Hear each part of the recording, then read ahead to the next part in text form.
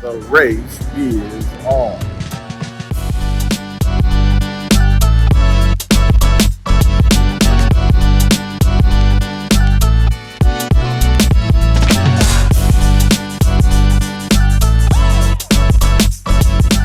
Good afternoon to everyone. It is a blessing to be here on today, and we are so excited about this opportunity to come together.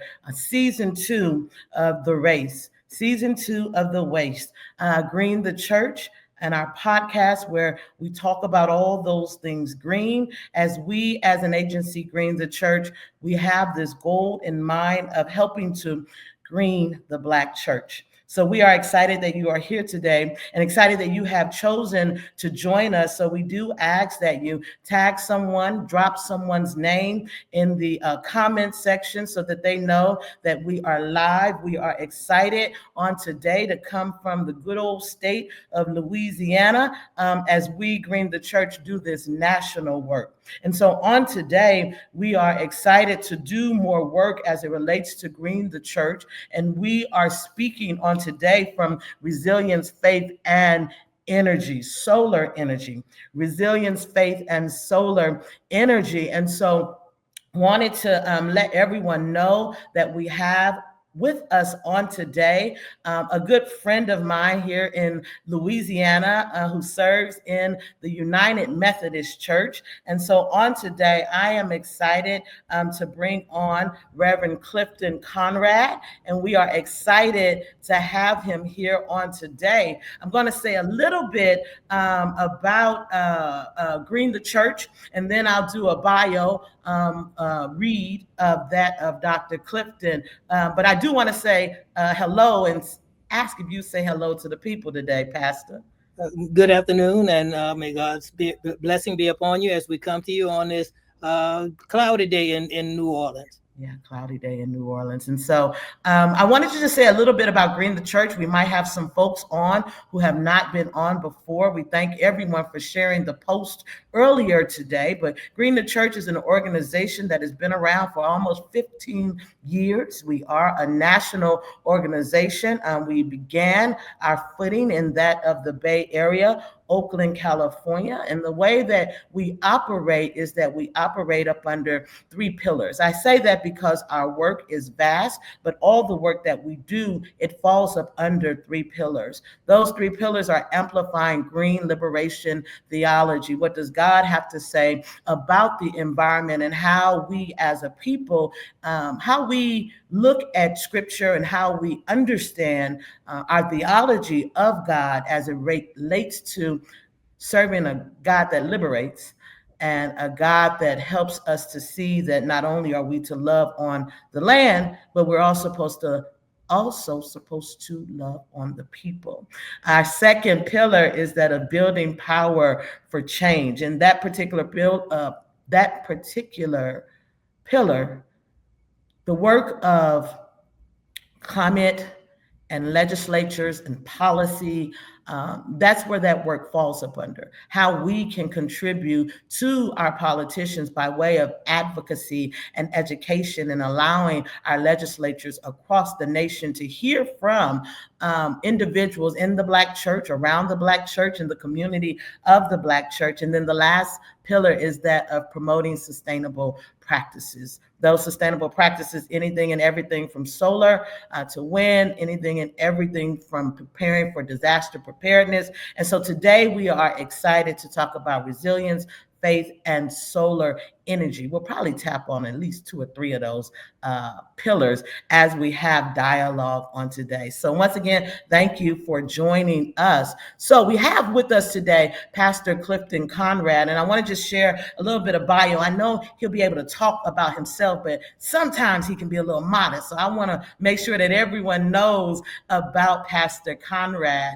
And so we are excited to have Pastor Conrad on today, and he is an individual that has served in the Louisiana United Methodist Conference for a number of years. He's a native of Baton Rouge, Louisiana, a 1974 graduate of Terre High. He graduated from the University of Southwestern Louisiana, which is now ULL, with a BS in Education in 1980 and a Master's of Education in Guidance and Counseling in 85.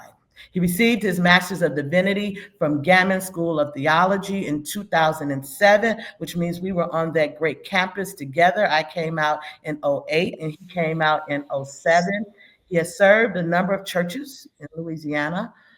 In our conference, our United Methodist Conference, he's an ordained elder in full connection and currently serves as the pastor of the Cornerstone United Methodist Church in New Orleans. Pastor Conrad retired from the Lafayette Parish Schools in 2006 after serving as a science teacher and a school counselor, one who is a pastor of and for the people.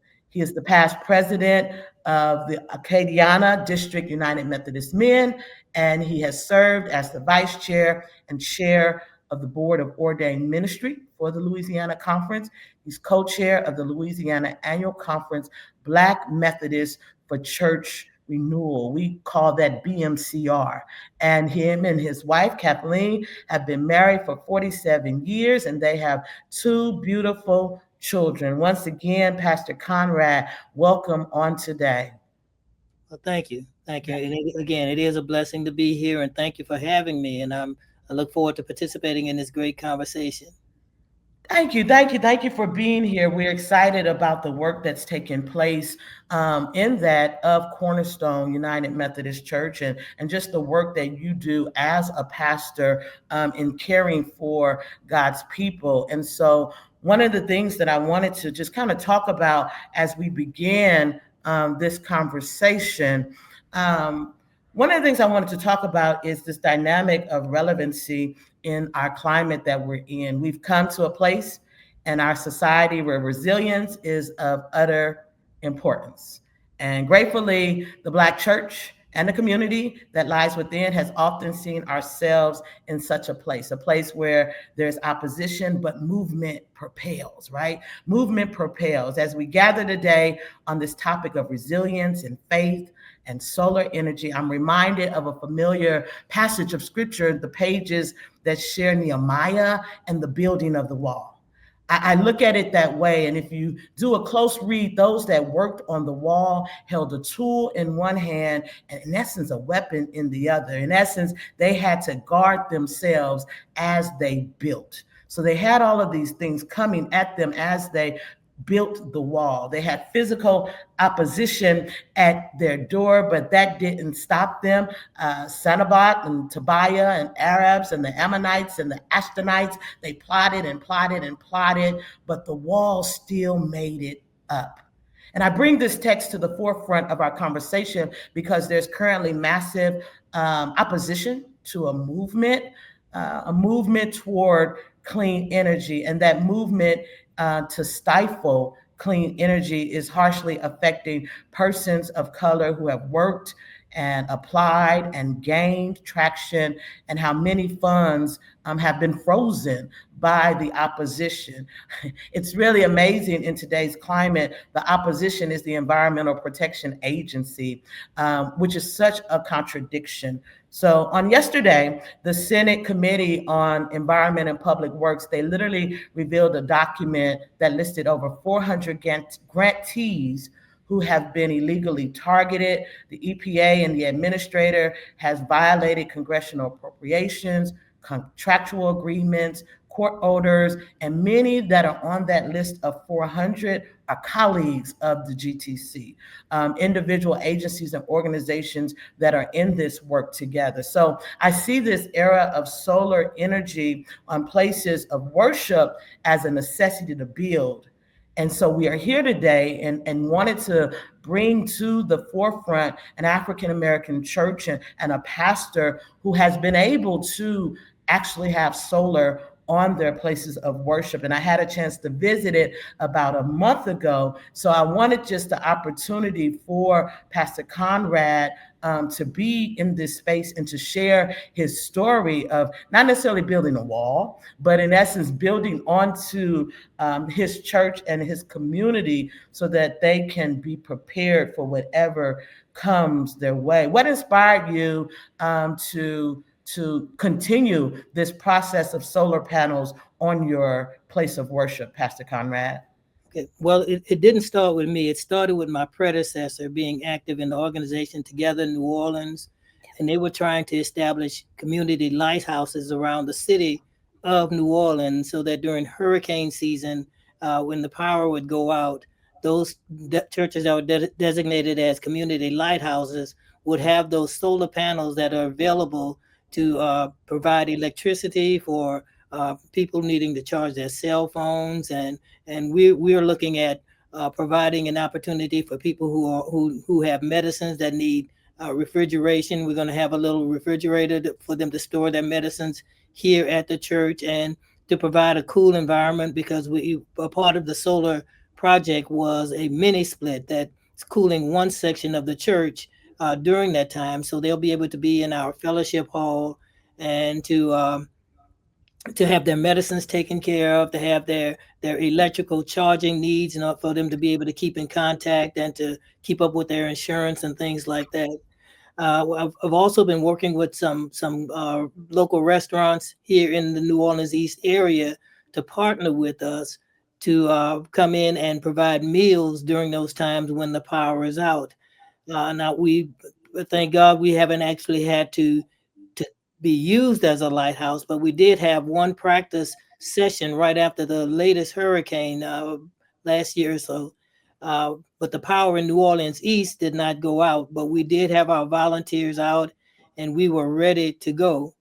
But since the panels weren't just directed to power the church, it's actually to be in service to the community. And just let me pause, because you missed a real exciting. The best part of that Nehemiah passage was the people had a mind to work. Yeah. Yeah, and that's what I've been instilling in them, for them to have the mind to work, because this is a project that doesn't serve just the church, although we're reaping the economic benefits of having lower energy bills. It's actually for the greater community. And so when we have that mind to work for the community, it establishes the church not only as a church, but as a community outlet. Because one of my favorite mantras to my congregation, we are the church in the community with the community in the church.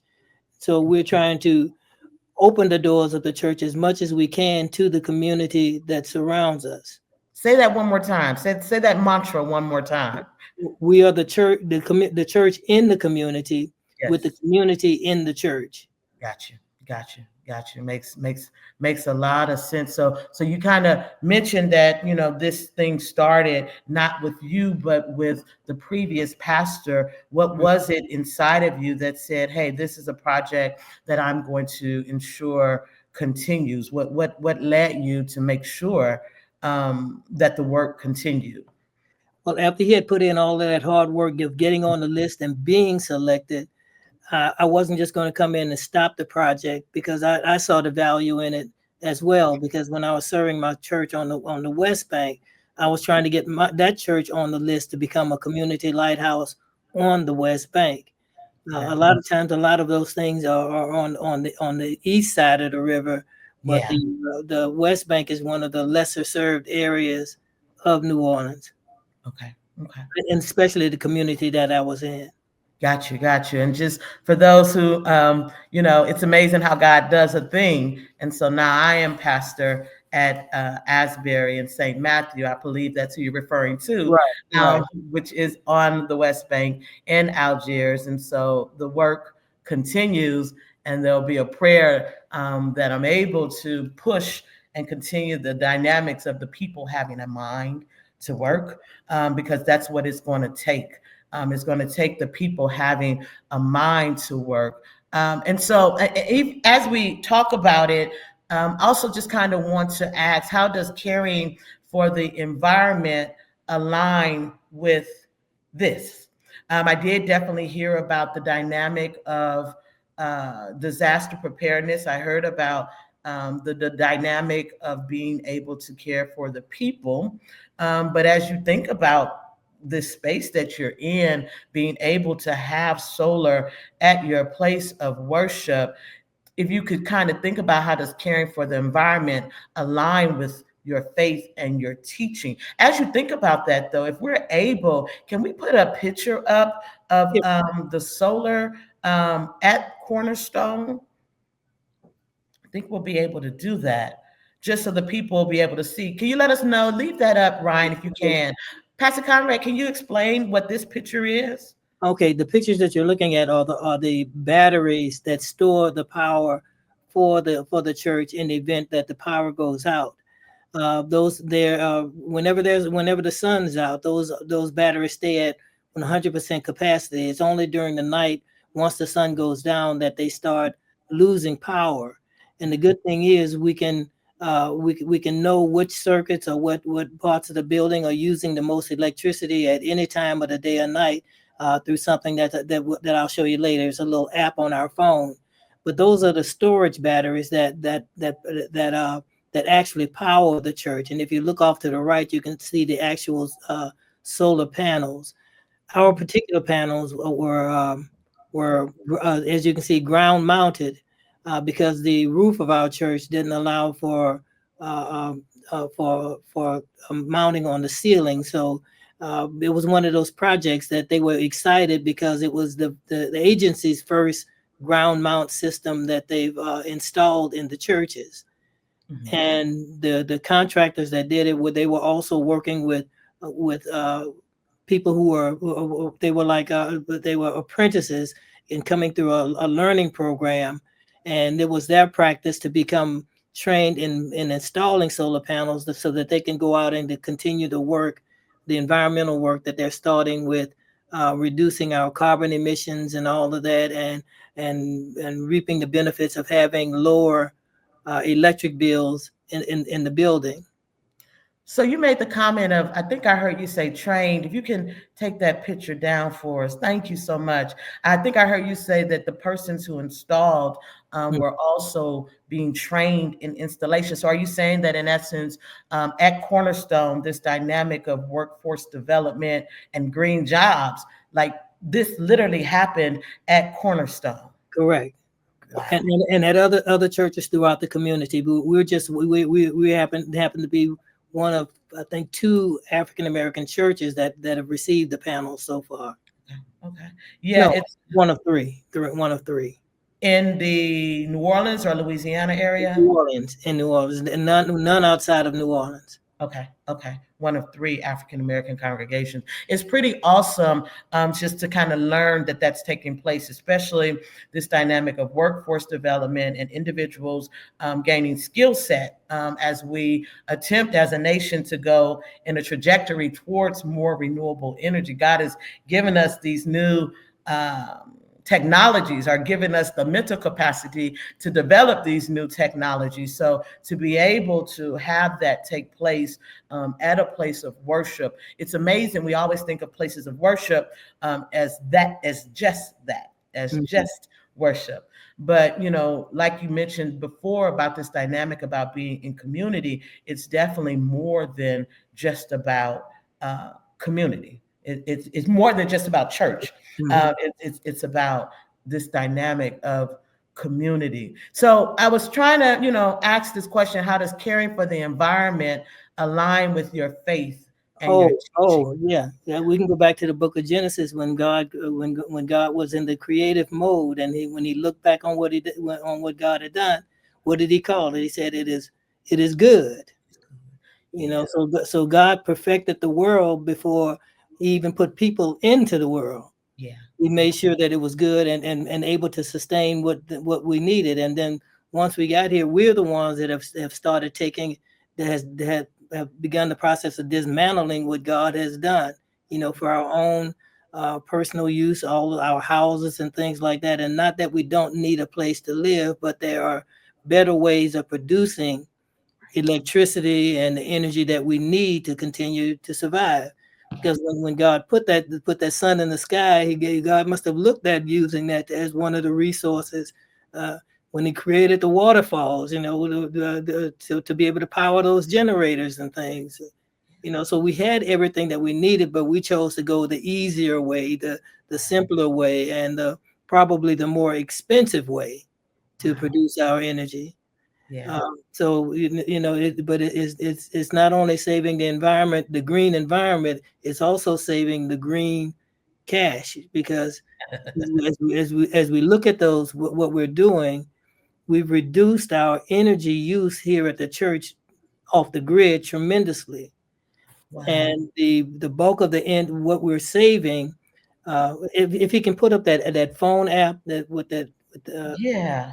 phone in my, Yeah. I remember when you were holding the phone in your hand right. and it literally showed. Yeah. Okay, but anyway, there it is. There it is. Okay, so there are three images across the top of the screen. The first is where the power is coming from. That's the yellow one. That's the sun, and there's a little arrow that's going from the solar into the battery. Okay, now if you were able to move it, you would see a purple line going up to that middle one, which represents the grid. Okay. So in the process of powering the solar panels, it's sending electricity back to the grid. Wow. And then that last image over there is the battery. It shows during that time of that picture, it was at 100%. And then at the bottom, when the arrow is yellow, that means that the church is being powered solely off of the solar panels. Solely off of the whole, no connection to the grid. and the whole building, fellowship hall, whole building. Yeah. And it's amazing how, for whatever reason, I thought the panels need to be facing the building. So I kind of just, in looking at your panels and noticing how they're grounded and facing pretty much across the street, but just kind of understanding the possibilities of how it works. And you're saying, so there are times that in essence, the power that you all are utilizing is 100% from the solar. It's 100%. Like right now, it might be a little bit less than 100% because of the overcast, and they're not going to be able to get that full exposure to the sun. But Okay. it was some science that went into it, because I saw the little map that calculated the ascents of the sun and everything, so that they could get the panels tilted just an optimum tilt for them to get that maximum exposure. Yeah. Because that was one of the things that was hard as to where to place the panels, since they were ground mounted, because when we are in a somewhat upper class neighborhood, and the people, some of them had a concern about looking out their front door and seeing these solar panels. Yeah. So there was a lot of work in getting the community on the side to let them know that, this is not here for the church's benefit. This is here for the community's benefit. Okay. Some of them were concerned about the property values and lowering the property values. So I had to go back and look up, to see what it says about how solar panels affect property values, and that there's not that great of an impact on property values. And I feel like it should increase it if they're knowing the proper use is that once you don't have power, we will. Right. And the doors will be open to you to come in and to treat the church as yours, whether you belong here or not. This is a project that's to serve the community. Yeah. Yeah. It's getting back to that community connection. Right. Right. And it makes me think about this culture that we're in about self-sufficiency, or at least having, what's the other word other than self-sufficiency? Diversity. I'll put it like that. Multiple streams are diversity, and how beneficial it is. But before I get into that, before I go there, because I want to go there, but you were talking about the usage, and you were talking about how sometimes it's 100% used. How has the church's utility bill been affected? During the summer, right after they were installed, and we let it run for a couple of months to see what kind of impact it would have on the electric bill. They said normally the electric bill during the summers between $5,000 and $6,000, and we have gone down to just over $1,000. Yeah, yeah. And it's amazing how when you look at this and we think about church, we think about our responsibilities as leaders, then we also, well, to me, this falls up under being good stewards.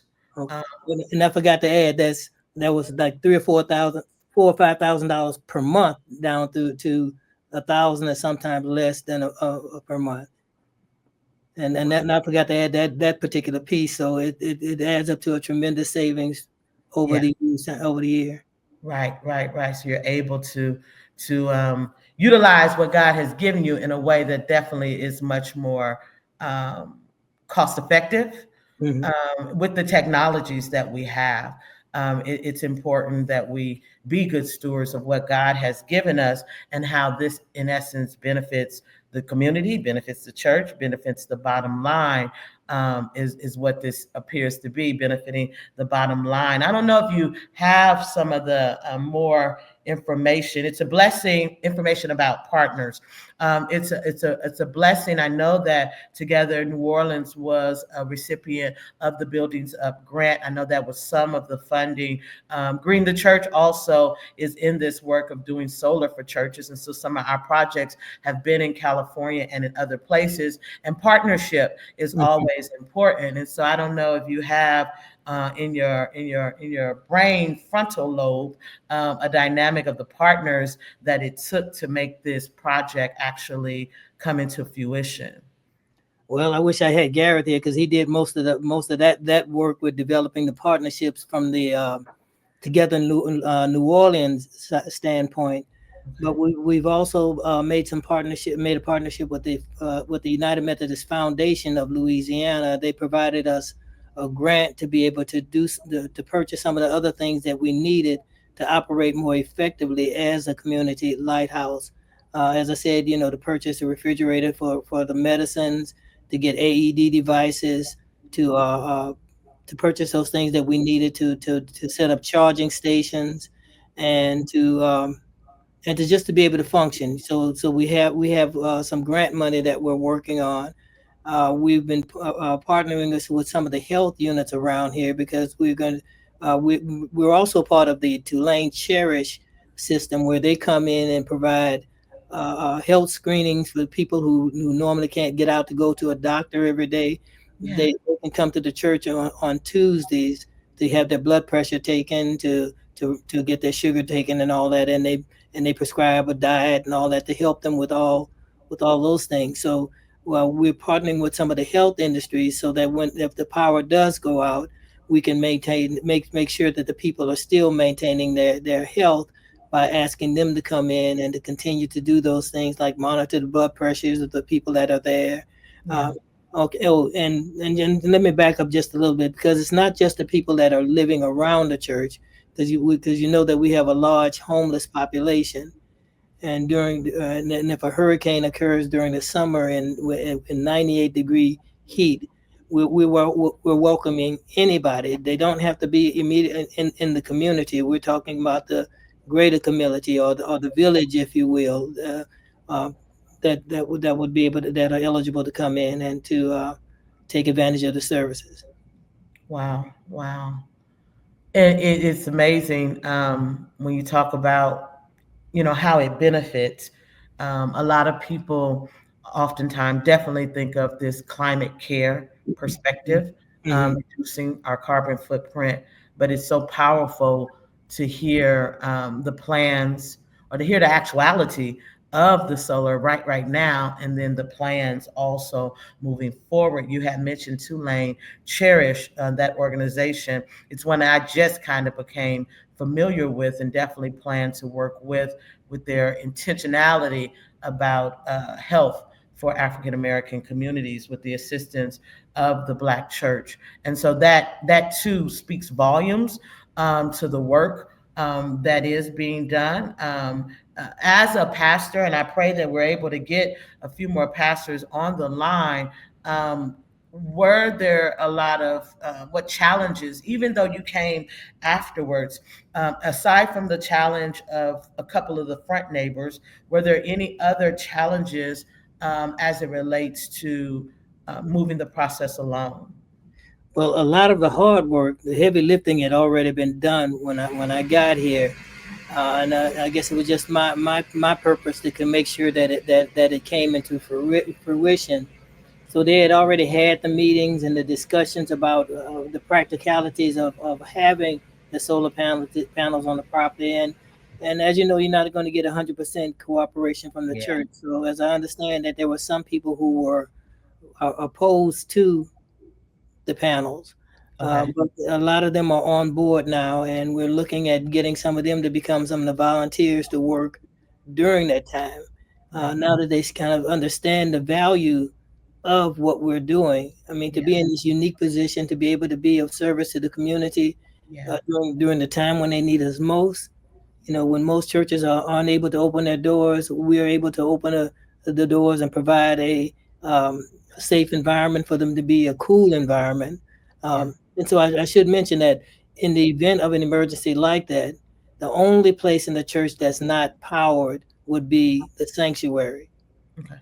Okay, because the air conditioners and all that, because they're not able to take the wattage or the current that are full air conditioners. They're not large enough to sustain that. So it would it would immediately cut off the power to the sanctuary, we would have power in all of the office areas, the fellowship hall, the classroom areas, the back part of the church. All that will be cooled. Okay. Okay.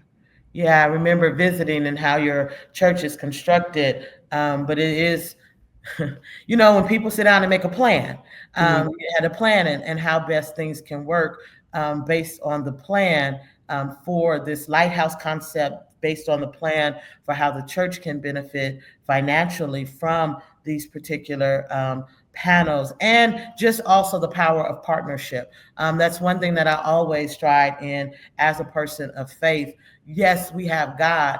And there's one song that I had a pastor that said, he told us to stop singing a particular song. And I'll go ahead and sing it. One of the songs he said, not sing it, say it. One All of right. the songs he said was, it was Tremaine Hawkins, I believe.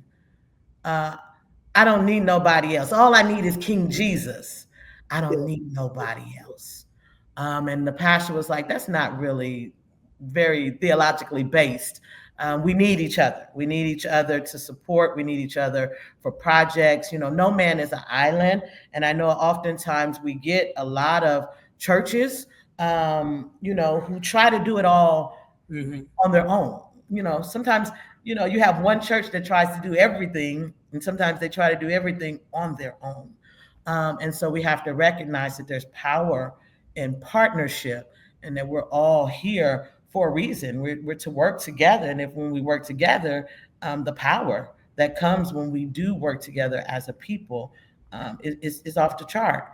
It's Yeah. off the chart. Yeah, yeah, yeah. So it's exciting to hear. How do you think faith communities, as a pastor, as a person counseling background, as a person who cares, how do you think that the faith community can lead like this charge? Your church sits on a corner. It's a very big church in community. And how do you think faith communities, other faith communities, can lead the charge in like transitioning to renewable energy and sustainable practices? As a person who definitely have talked about this project, but I'm just kind of curious to know, your thoughts on just renewable energy and what other faith communities could do to help transition. Okay, well, I'm glad you asked that question because we have the Holy Family Monastery, the Holy Family Nuns Monastery over here off of Chef Highway, and they have a whole lot of land that they have agreed in the future to become a solar farm, Nice. and they're going to be having subscriptions into the solar power that's going to be generated there. Now, with some of the other churches that don't have it, it might be a little bit out of some of their budgets, because I'm pretty sure if we would have had to come out of our own personal budget to do this, have this project, we probably would not have been able to do it. But to be I'm intentional about being in contact with the pastors of churches that aren't blessed with the solar panel, to let them know that in the event of that, why don't you partner with us to come in, and your members can provide some of the assistance needed in bringing the people in and recording them and making sure that we're run efficiently and collectively as a church. I've already talked to the deacon at one of the Catholic churches, and because he came over during the time when we were running through the little dry run that we had following the hurricane, and he said that they didn't have, since they don't have the panels. I asked him if when the situation arises, if they would come over here and help us, and we would partner with that, because they're a part of Together in New Orleans, but they just didn't receive the panels. So that since we do have them, and sometimes we run short of volunteers, they could supplement what we need in the person in the form of person power. Gotcha. Yeah, it's amazing. You talk about solar farms in rural Louisiana up north, DeSoto Parish. There literally was a coal factory that closed, I want to say in 20 or 21. And then they have, in essence, it's on the books. It was in the news about a year ago that there was a company that bought it out, and that land was being cleaned up, and it was going to be a solar farm. The thing that I really tried to push for those persons up north who have land is to call them, because they literally were putting out advertisements where they were looking for landowners in surrounding areas to lease land. To lease their land so that you can have solar. And so it's an interesting transition that we are having. Certain parts of Louisiana are oil country, so people lease land for the oil that's underneath. But with the technologies of today, to be able to also benefit and tap into the ability to lease land so that your land can be a solar farm, whether that be an individual or whether that is, in essence, a church, such as that of, you said, Holy Families Monastery. Holy Families. So it is amazing what's out there. And I pray that we as a nation continue to look. We have an administration that is really pulling back on a lot of these different energies. So these energy movement, clean energy movement. So a lot is going on with the nation as far as pulling back. But I do pray that people continue to fight and to look out and to do what they need to do so that we can push this trajectory of clean energy. There was an article today in the New York Times, and it did an aerial view of, in essence, what was going on as it relates to clean energy. So it was solar and wind, and it was a big aerial view. And so they had a lot of coloration where there was movement. And so it made comment about all that was taking place, even in the United States, and taking place in China, taking place in London. And so my prayer is that as it happens across the world, that we don't forget that, we live in New Orleans, or we live in Louisiana, or we live in the United States, but we're also a part of the world, so that we keep our trajectory beyond like what's right in front of us, and literally also think about what's happening in the world and how we should continue to look for ways and modes to contribute to cleaner air, because it all is about our children. It's about our members. It's about our children. It's about the quality of the air, the number of asthma that individuals have because of air quality. And us being down here in New Orleans, so much is happening as it relates to refineries and things of that nature, that we do have to do our part to help combat it however we can combat it. And so it was taught. One of the things about this article, though, that I found interesting And it talked about how since 2017, the United States has increased its solar and wind capacity. It's almost tripled. But then it says, and China has built more than 120,000 wind turbines, nearly a third of the world's total, and 1.5 acres of utility scale solar. So, I mean, I'm excited that we're talking about holy families at that church. I'm excited that I'm talking about this particular solar farm that's going up in rural Louisiana. But when I see 1.5 million acres, Yeah. my That's a lot of land. That's a lot of land. that's a lot of land. That's a lot of land, and that's a lot of intentionality. And so I pray that we keep this world view amongst us, even when we have some of the immediate leadership not on the same page as it relates to solar energy. There was so much work that has been done with the Inflation Reduction Act, and which, because like even with Together Louisiana and the partners that they have, portions of those monies came from government monies, the Inflation Reduction Act and the Buildings Up grant. And so, and to learn that a lot of entities, including Green the Church, will not receive that next wave of funding because of the freeze of monies.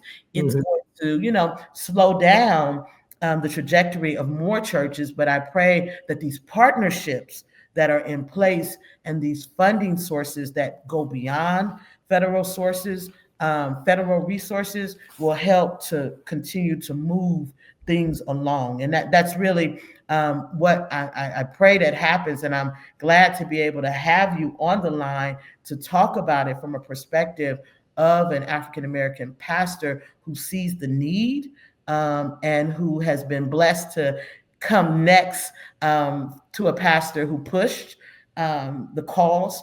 And so, and now the church is able to benefit. Now the church is able to benefit. You have any other thoughts or any other things that you just wanted to share? Okay, yeah, because we've had a church, a group of people from churches in the Houston area come. They came over for one day. They flew in that morning and they were flying out that afternoon just to come and hear the story about the solar panels and their use. And they want to try to take it back and replicate it through some of their organizations in the Houston area. Okay.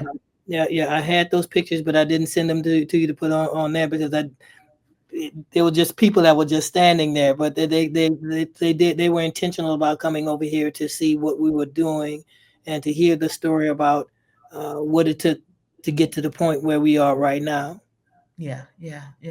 There are so many stories, and I pray that individuals will take time to visit Green the Church's website, and also just follow us on social media. We've been blessed to do solar on churches in California, working with churches in the New Jersey area and a slew of churches in Georgia.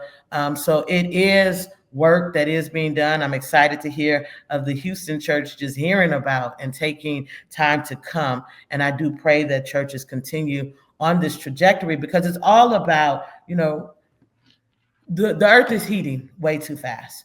The extreme weather, science has proven that we have contributed to a lot of the extreme weather that we have. And if we have contributed to the demise of what God has given us, as far as the land and the fact that the land needs to be healed, we need to do whatever we can do to turn this thing around.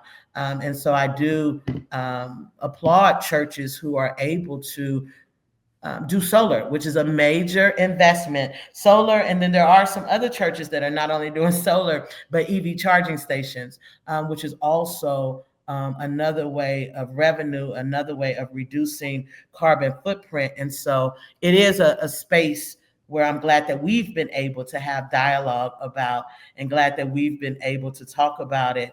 So like I mentioned, I do ask that everyone who is listening on, that take the time to follow Green the Church, take the time to do some research on Together Louisiana. But as you are Together New Orleans, as you do your research, know that just like the passage of scripture in Nehemiah, people didn't think that it could be done.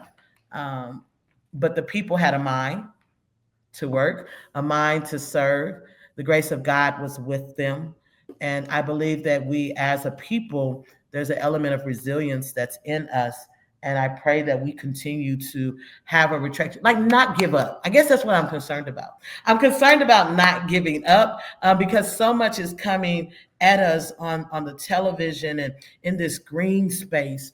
It's so much that's coming at us and so much is going on. My prayer is that we just don't give up. We don't just turn the other cheek and say, oh, well, we try, but that we continue to try so that we can, in essence, build this space and build this world in a way that's better than how we have abused it and how we can contribute to the health of it. And so visit us, Ryan, if you can, to put up our website across the bottom. Visit us at www.greenthechurch.org. And what we really want, though, is just click this link that says, I don't know if it says follow you, but in essence, if you put your name, your city, state, zip, then you're able to get newsletters so that you're aware of what's going on within this space of the environment, within this space of climate change, and what we as African Americans are doing. Because sometimes people don't know that African Americans are in this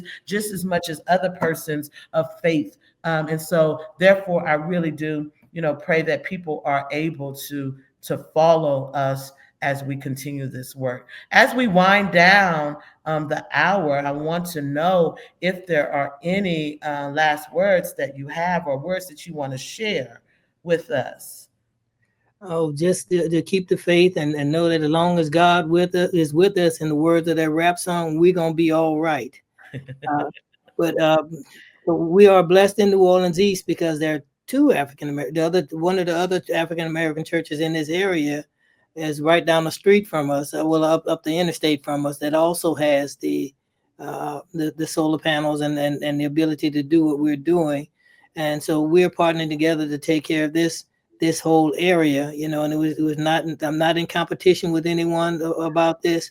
Again, this is about just being available to the community, because we have this one little park over here that tries to house and serve as a cooling station. And during times when it is hot and there's no power, they run a generator. And one of those times the generator didn't work. You think what they would have been able to do had they had solar panels on that building. Yeah. All right. Well, I thank you. I thank everyone for sharing your time with us on today. We do ask that you like and share this video, and we are blessed by your presence. We want to thank everyone for being here. Peace to everyone. Thank you. Okay. All right. Thank you. God be blessed. The race is on.